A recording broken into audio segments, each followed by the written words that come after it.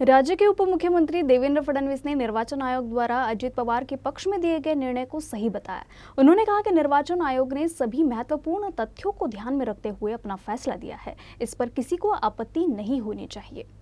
गेल्या अनेक वर्षांमध्ये कन्सिस्टंटली निवडणूक आयोगाने जी भूमिका घेतली, म्हणजे अगदी यापूर्वी समाजवादी पार्टीच्या केसमध्ये देखील ज्यावेळेस विवाद उभा राहिला होता त्यावेळी जी इलेक्शन कमिशनने घेतलेली भूमिका आहे किंवा इतर 5 प्रकरणात देखील घेतलेली भूमिका आहे, प्रत्येक वेळी कन्सिस्टंटली हीच भूमिका इलेक्शन कमिशनची राहिलेली आहे। त्यामुळे जो काही निर्णय आलेला आहे तो अपेक्षित निर्णय आहे।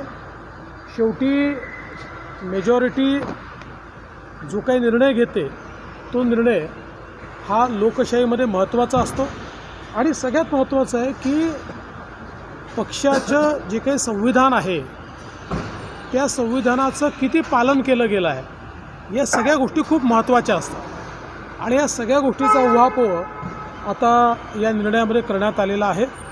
मी श्री अजित पवार यांचं मनापासून अभिनंदन करतो आणि मला अपेक्षा आहे की त्यांच्या नेतृत्वात राष्ट्रवादी काँग्रेस पक्ष महाराष्ट्र सरकारमध्ये उत्तम काम करेल।